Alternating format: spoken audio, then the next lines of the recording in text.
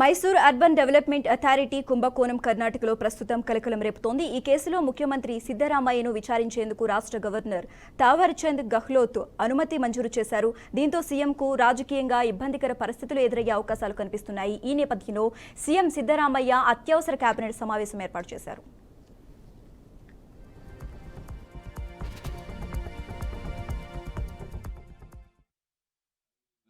Find it out legally in a court of law because it is an illegal sanction given by the governor who is a puppet of the central government.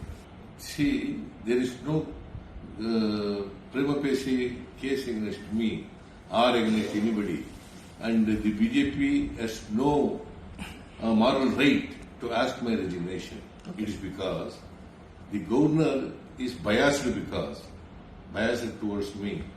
It because there is a application pending before the governor of Kumaraswamy. In fact, Lokayukta asked a sanction from the governor in Kumaraswamy's case. That sanction has not been given so far. And in Jolle's case, Srimati Jolle, I will find it out legally in a court of law because it is an illegal sanction given by the governor who is a puppet of the central government. See, there is no prima facie case against me or against anybody, and the BJP has no moral right to ask my resignation. Okay. It is because the governor is biased towards me.